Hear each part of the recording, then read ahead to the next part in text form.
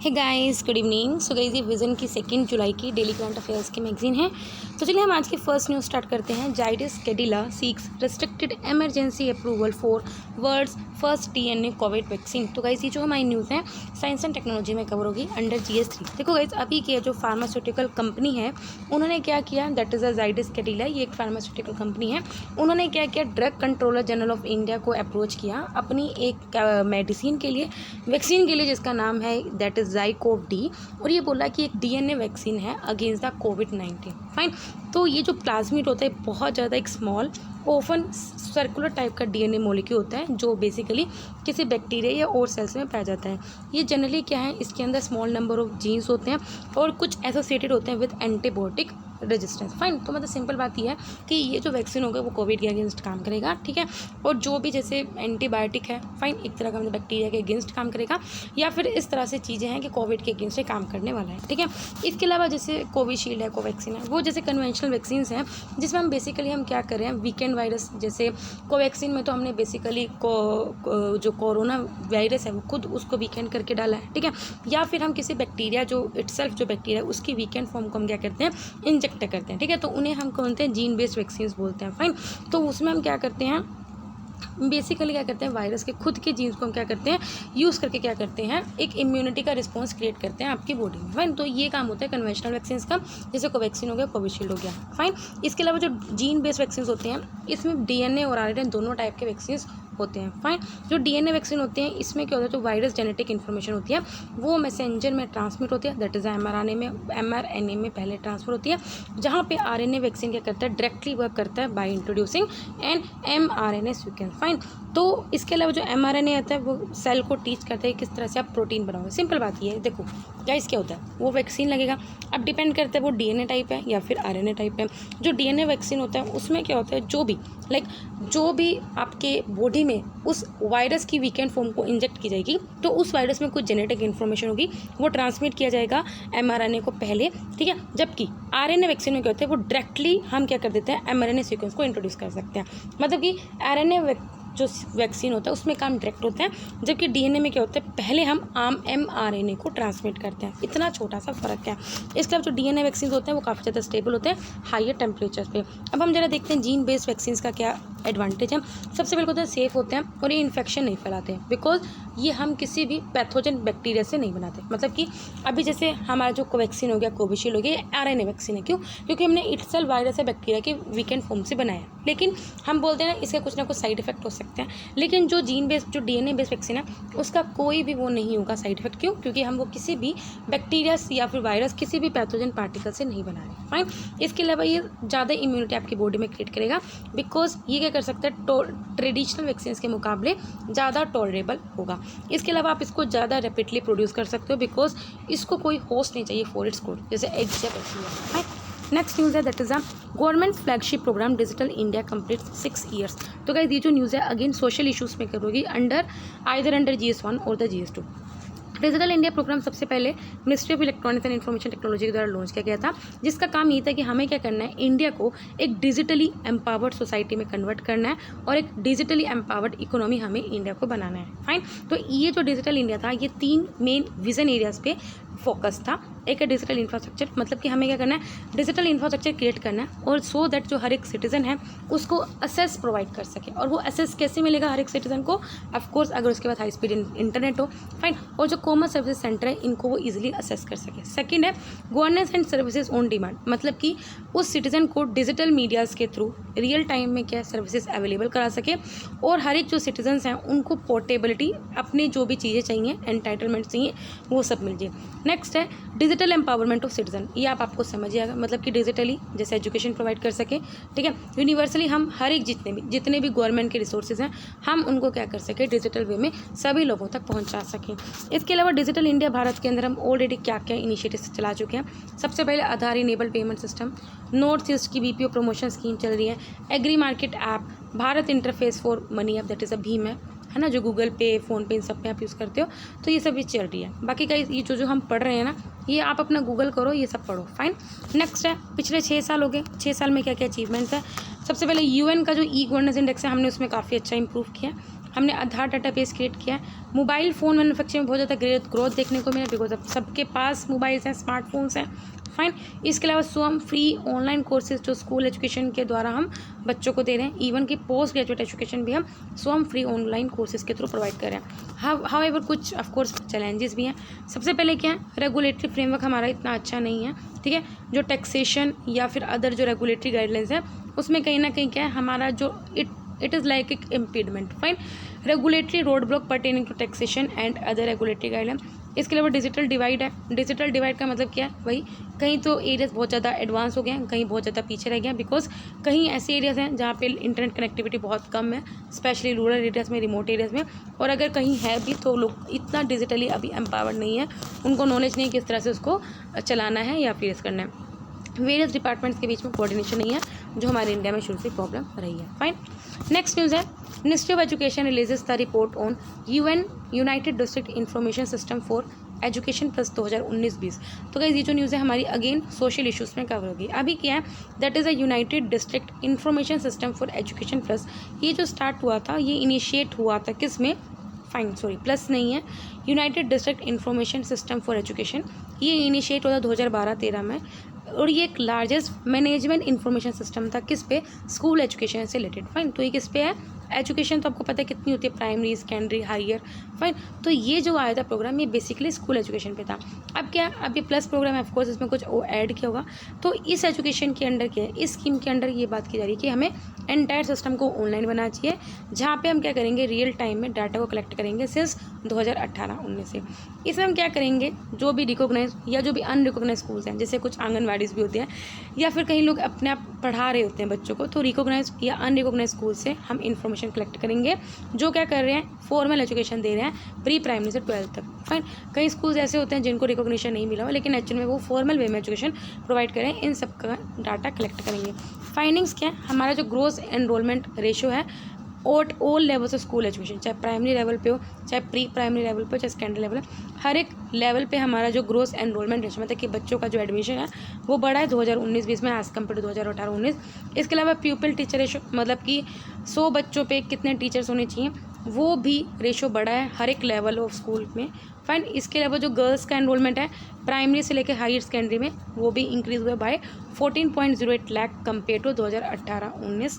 इसके अलावा 2012-13 से 2019-20 के बीच में जो जेंडर पैरिटी इंडेक्स था, मतलब कि जो फीमेल और मेल के बीच में जो अंतर था सेकेंडरी लेवल और हायर सेकेंडरी लेवल दोनों में इंप्रूव हुआ है, मतलब कि सभी जो हमारे इंडिकेटर्स हैं वो अच्छे हुए, इंप्रूव हुए हैं। इसके अलावा हमने इंफ्रास्ट्रक्चर इंप्रूव किया, मतलब कि काफ़ी नंबर ऑफ स्कूल्स में देखा गया है इलेक्ट्रिसिटी अच्छी आ रही है, फंक्शनल इलेक्ट्रिसिटी है। इसके अलावा हमने कंप्यूटर्स, फंक्शनल कंप्यूटर्स हमने प्रोवाइड किए हैं। इंटरनेट फैसिलिटी हर एक स्कूल में अच्छा देखने को मिला है ओवर द प्रीवियस ईयर। इसके अलावा ईयर 2019-20 में मोर देन जो इंडिया के 90% स्कूल हैं उसमें हैंड वॉश फैसिलिटी आई है as compare to only 36.3% in 2012-13। Fine. तो आप देख सकते हो पहले स्कूल्स में हैंड वॉश फैसिलिटी नहीं थी, लेकिन अभी क्या है 90% स्कूल्स में हैंड वॉश फैसिलिटी है। फाइन। नेक्स्ट न्यूज़ है, special drive launched to bring more farmers under the Pradhan Mantri Fasal बीमा योजना। तो गाइज ये जो आपको पता है एग्रीकल्चर से अंडर कवर होगी अंडर इकोनॉमिक सेक्शन GS3। तो गाइज अभी क्या है, एक हफ्ते की वीक लॉन्ग ड्राइव चली है जो कि 1 जुलाई से स्टार्ट हुई है, जिसमें हम क्या करेंगे, हम इसमें सभी नोटिफाइड एरियाज को कवर करेंगे अंडर द खारीफ 2021 सीजन, जिसमें हम स्पेशली क्या करेंगे 75 एस्पिरेशनल डिस्ट्रिक्ट पे फोकस करेंगे जहाँ पे क्रॉप इंश्योरेंस पेनिट्रेशन लो है। मतलब कि आपको पता है जैसे आपका बीमा होता है, इंश्योरेंस होता है या आपके व्हीकल का होता है, उसी तरह फसल का भी बीमा होता है, सो दैट अगर कोई डिजास्टर से क्रॉप डैमेज हो जाती है तो उसका पैसा आपको मिल जाएगा। फाइन। तो इसमें हम स्पेशली जो फोकस करेंगे वो 75 डिस्ट्रिक्ट्स पे करेंगे, एस्पिरेशनल डिस्ट्रिक्ट्स पे, जहाँ पे फार्मर्स क्या है अपनी क्रॉप का इंश्योरेंस नहीं कराते हैं या फिर बहुत ही कम लोग वहाँ पे कराते हैं, तो हम इस पर फोकस करेंगे। अब आपको पता होगा कि फसल बीमा योजना का मेन एम यही था कि हम क्या करते हैं, फार्मर्स को मतलब कि किसी भी क्रॉप को बोने से पहले और पोस्ट हार्वेस्ट पीरियड के तक हम क्रॉप इंश्योरेंस प्रोवाइड करते हैं अगेंस्ट कुछ नेचुरल रिस्क के against at a premium rate. जैसे खारीफ क्रॉप के तो 2% इंश्योरेंस मिलेगा, राबी क्रॉप का 1.5%, हॉर्टिकल्चर और कॉमर्शियल क्रॉप्स का 5%। अब बेनिफिशरीज कौन है, मतलब कौन कौन इस योजना का फ़ायदा उठा सकते हैं? सभी farmers including share croppers and tenant farmers, मतलब अगर किसी और की ज़मीन पे कोई लाइक लीज पे ले लेता है ना, उसकी ज़मीन पे अगर वो है वो सब इसका फ़ायदा उठा सकते हैं। Which are growing notified crops in a notified area. इसके अलावा जो प्रधानमंत्री फसल बीमा योजना है उसको 2020 में हमने रिकन्स्ट्रक्ट किया था, सो दैट जो भी एग्जिस्टिंग चैलेंजेस हैं उनको हम क्या कर सकें, एड्रेस कर सकें। फिर हमने क्या क्या रिफॉर्म किया था? सबसे पहले हमने क्या किया, एनरोलमेंट क्या किया, वॉलंटरी किया, मतलब कि जिस फार्मर को लग रहा है कि मुझे ये योजना में अपने आप को कराना चाहिए वो कराऊंगा, मतलब कंपलसरी करके, कंपलसरी जा उसको हटा के वॉलंटरी कर दिया। इससे पहले जो इंश्योरेंस था वो सभी फार्मर्स के लिए मैंडेटरी था। इसके अलावा हमने क्या किया, जो सेंट्रल शेयर करता था प्रीमियम सब्सिडी में वो उसने क्या किया, घटा दिया। इरीगेटेड एरिया से 50% से 25% कर दिया और अनइरीगेटेड एरिया पे 30% कर दिया। इसके अलावा वो डिस्ट्रिक्ट्स इनके पास इरीगेटेड एरिया 50% से ज़्यादा है उनको हम कंसीडर करते हैं इरीगेटेड एरिया। तो आपको पता होना चाहिए इरीगेटेड एरिया की डेफिनेशन क्या है, वो डिस्ट्रिक्ट जहाँ पे इरीगेटेड एरिया 50% से ज़्यादा हो। इसके अलावा इसकी प्रोग्रेस क्या है इस योजना की, अभी तक 29 करोड़ फार्मर्स के एप्लीकेशन अप्रूव हो चुके हैं और ऑलरेडी 95,000 करोड़ से ज़्यादा क्लेम्स को भी प्रोवाइड कर चुके हैं। जो ग्रोस क्रॉप एरिया इंश्योर्ड है वो इंक्रीज़ हो गया 22% से 30% से। जब से ये शुरू है तब से जो क्रॉप एरिया जो इंश्योर्ड किया, मतलब कि कितना एरिया आपको मतलब कि इंश्योरेंस दिया जाता है, तो वो 22% से 30% कर दिया, इंक्रीज़ कर दिया। नेक्स्ट है RBI releases the financial stability report July 2021। हर साल रिलीज़ करते इकोनॉमी में कवर होगी अंडर GST। जो फाइनेंशियल स्टेबिलिटी रिपोर्ट है बाई एनुअल रिपोर्ट है, मतलब कि एक साल में 2 बार लाता है, जिसमें ये शो करता है कि हमारी फाइनेंशियल स्टेबिलिटी को कितना रिस्क है और अगर हमारे जो भी रिस्क आता है तो कितनी हमारी स्टेबल है कि वो वापस क्या कर सकती है, इम्प्रूव कर सकते हैं। रेजिलियंस मतलब कि कितनी जल्दी वो पाथ पे आ सकती है, ये बताता है। तो हाइलाइट्स क्या हैं, सबसे पहले जो सभी बैंक्स के जो ग्रोस नॉन परफॉर्मिंग एसेट है वो इंक्रीज़ हुए। मार्च 2021 में 7.48% था और माना जा रहा है मार्च 2022 से कि 9.8% पहुँच जाएगा। तो गाइस नॉन परफॉर्मिंग एसेट क्या होता है काफ़ी बार बता चुकी हूँ, ठीक है। तो गाइस आप एक काम करना, कमेंट सेक्शन में बताना, सो दैट जिनको नहीं पता होगा उनको समझ में आ जाएगा। इसके अलावा जो MSMEs हैं स्पेशली, क्योंकि आपने देखा लॉकडाउन लगा स्टेट्स में तो उन पर काफ़ी ज़्यादा इफेक्ट है, तो वो बहुत ज़्यादा स्ट्रेस फेस कर रही हैं बिकॉज वो अपने पेमेंट ऑब्लिगेशंस नहीं दे पा रहे हैं। माह 2021 के एंड में देखा जाए तो जो पब्लिक सेक्टर बैंक्स थे उसमें से 15.9% लोन्स थे जो 25 करोड़ से कम थे to the MSME sector has turn bad. मतलब कि देखो आपको पता है जो बैंक्स हैं, पब्लिक बैंक्स हैं, जैसे PNB हो गया, स्टेट बैंक ऑफ इंडिया, वो MSMEs को लोन देता है, ठीक है। तो बहुत जो 25 करोड़ से कम के जो लोन थे तो उसमें से 15.9% लोग ऐसे हैं जो बैड हो गए, मतलब कि वो वापस ही नहीं किए लोगों ने बैंक के। इसके अलावा जो capital to risk weighted asset ratio है वो भी इंक्रीज़ हुई है और इंक्रीज़ हो गया 16.03% हो गया मार्च 2021 में, किसकी, शेड्यूल कमर्शियल बैंक्स की। अब आपको पता होगा capital to risk weighted asset ratio क्या होता है। देखो आपको समझ में आ रहा होगा नाम से, मतलब कि बैंक की एक्चुअल में कितनी कैपिटल है, लाइक अगर 1000 रुपये हैं बैंक के पास और वो उसमें से कितने पैसे उसके रिस्क पे हैं, लाइक 100 रुपये हैं, 200 रुपये हैं, तो वो होता है it is the ratio of banks capital in relation to its risk weighted asset and its current liabilities, fine. तो ये होता है। इसके अलावा जो बेसल थर्ड नॉर्म्स के अकॉर्डिंग हमारे ये जो होनी चाहिए 8% होनी चाहिए और इंक्रीज़ हो गए कितने होने वाली है, 16.03% हो रही है, almost double, which is a very bad indicator. इसके अलावा जो प्रोविज़न कवरेज रेशियो है वो 68.86% है मार्च 2021 में। देखो PCR रेशियो हमेशा 70% से ज़्यादा होनी चाहिए, मतलब कि देखो PC रेशियो का मतलब क्या है, जो मोस्ट जो एसेट क्वालिटी इश्यूज़ हैं उनको हम टेकन किए जाते हैं and bank is not vulnerable. मतलब कि अगर किसी बैंक का प्रोविज़न कवरेज रेशियो अच्छा है तो इसका मतलब वो बैंक क्या है, मतलब वल्नरेबल नहीं है, मतलब वो लिक्विडिटी क्रंच फेस नहीं कर सकते, मतलब कि जो उसकी एसेट क्वालिटी है वो काफ़ी अच्छी है। और अगर किसी बैंक का कम हो रहा है तो उसका मतलब वहाँ पे वो कहीं ना कहीं वल्नरेबल है, तो ये वल्नरेबल पे जा रहा है क्योंकि 70% से कम है। इसके अलावा जो कंज्यूमर क्रेडिट की जो डिमांड है बैंक्स के अकॉर्डिंग, मतलब कि अब कंज्यूमर को भी लोन चाहिए तो वो क्या है, काफ़ी ज़्यादा डैम्पन्ड हुई है अमंग द सेकेंड वेव, मतलब कि लोगों की डिमांड ही नहीं रही है, फाइन। इसके अलावा bank remained relatively unscathed by the pandemic induced disruptions cushion by regulatory monetary and fiscal policies, fine. वही बात है कोविड की वजह से जो भी इफेक्ट पड़ा है। नेक्स्ट न्यूज़ है foreign secretary list 5 pillar of Indian diplomacy for strategic autonomy and the global good. तो गाइस ये जो हमारी न्यूज़ है इंटरनेशनल रिलेशंस में कवर होगी। अभी क्या है स्ट्रेटेजिक ऑटोनॉमी का मतलब क्या है, हम क्या करें अपनी ऑटोनॉमी का मतलब क्या, हम अपने डिसीजन खुद ले सकते हैं। स्ट्रेटेजिक मतलब कि खुद एक प्लानिंग प्लॉटिंग के साथ करना, ठीक है, कहते हैं ना उसे स्ट्रेटेजिकली खेला है। तो स्ट्रेटेजिकली ऑटोनॉमी का मतलब क्या है कि उस पर्टिकुलर कंट्री की क्या एबिलिटी है कि वो अपने नेशनल इंटरेस्ट को क्या कर रही है, परस्यू कर रही हो, और फॉरेन पॉलिसी को भी अडॉप्ट करिए। मतलब काम करना है, दोनों काम करने हैं। फाइन, मतलब कि अगर आपको आलू के पराठे खाने हैं और आपकी मम्मी को आपको घिया खिलानी है, तो आपको किस तरह से स्ट्रेटेजिकली हैंडल करना है, वही बात इन्होंने करी है।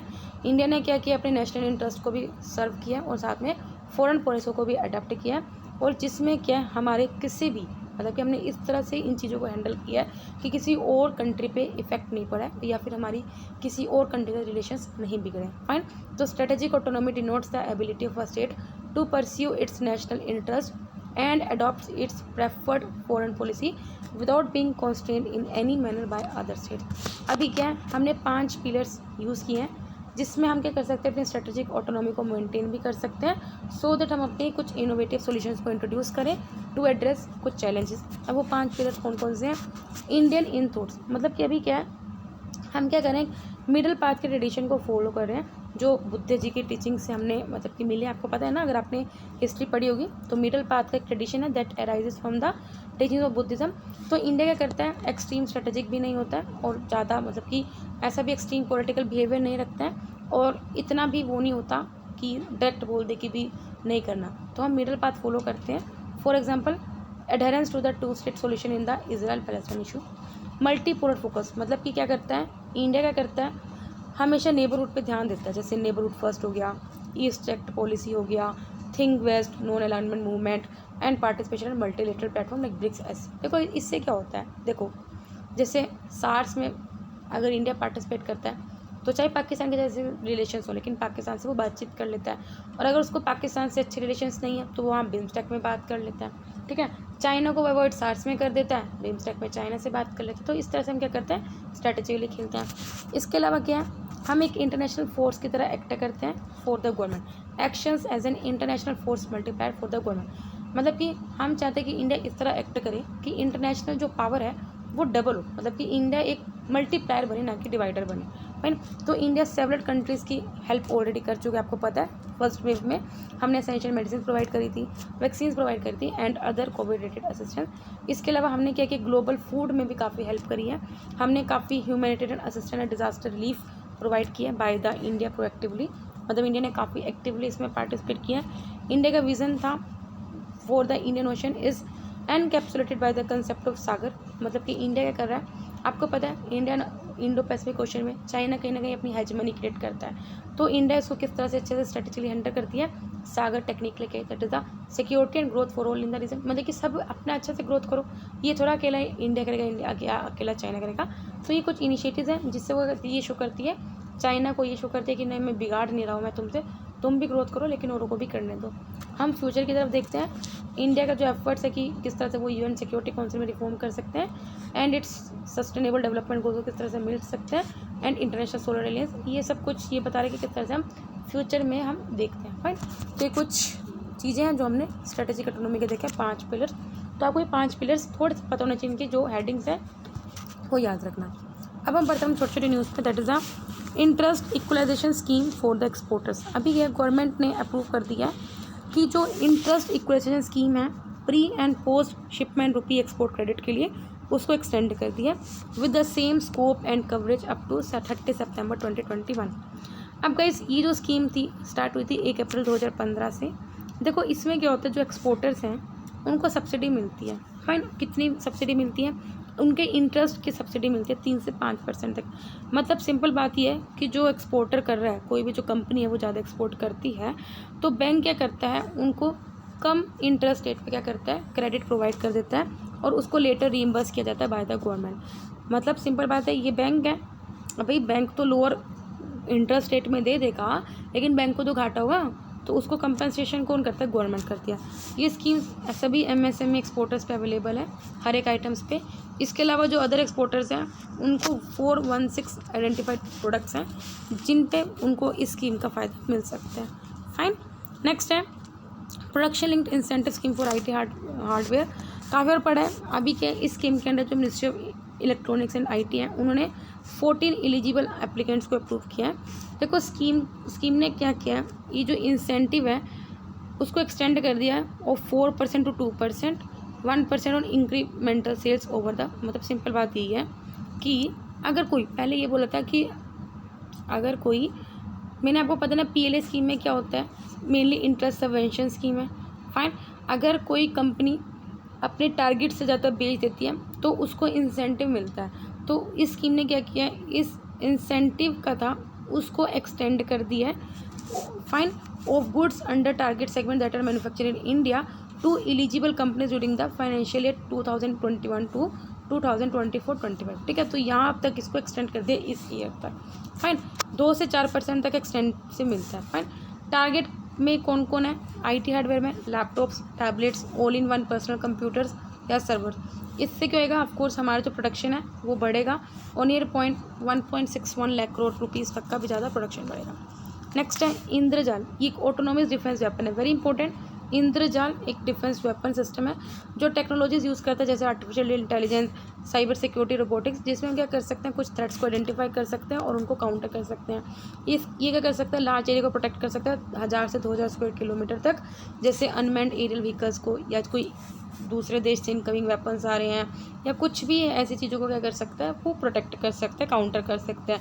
इंद्रजाल डेवलप किया गया, very important, by Hyderabad based Green Robotics company, जिसमें हमने क्या किया, which came in the backdrop of the possible use of drones in recent attack, क्योंकि आपने देखा जम्मू कश्मीर में भी रिसेंट अटैक हुआ है, तो इन सबको काउंटर करने के लिए इंद्रजाल को अभी बनाया गया है।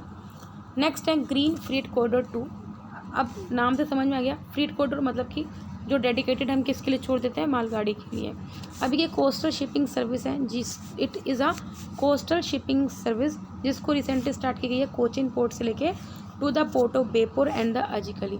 इस सर्विस से क्या होगा, हमारा जो कंटेनर्स का जो ट्रांसपोर्टेशन है वो इम्प्रूव होगा और जो रोड और पे जो ट्रैफिक रहता है वो रिड्यूस होगा और जो कार्बन फुटप्रिंट्स हैं वो भी रिड्यूस हो गए। मतलब कि आपने देखो कितने ज़्यादा कंटेनर्स होते हैं वो रोड से ट्रांसपोर्ट होता है, तो उसको घटाने के लिए हमने क्या किया है, कोस्टल के थ्रू शिपिंग स्टार्ट करी है। इसमें हम क्या करेंगे, नॉर्दर्न केरला को वलपट्टनम से भी कनेक्ट करेंगे। ये एक गवर्नमेंट का इनिशिएटिव था जिसमें हमें क्या करना है, मेजर और जो नॉन मेजर पोर्ट्स हैं उनको इंटीग्रेट करना है, सो दैट हम कोस्टल ट्रेड, मतलब कि पानी के थ्रू जो ट्रेड है उसको प्रमोट कर सकें और सस्टेनेबल, कॉस्ट इफेक्टिव और एफिशिएंट कस्टमर सॉल्यूशंस प्रोवाइड लेके आ सकें।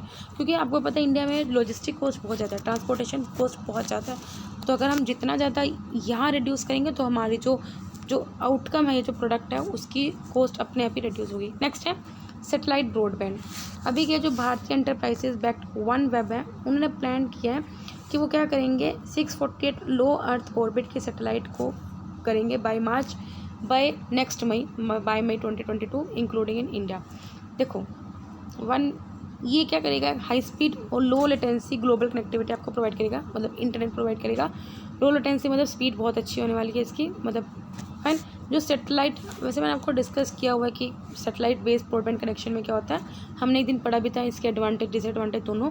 इसमें हम क्या करते हैं, जो सेटेलाइट बेस्ड ब्रॉडबैंड कनेक्शन होते हैं ये कैसे ऑपरेट होता है, by sending and receiving broadband signal to a satellite in space.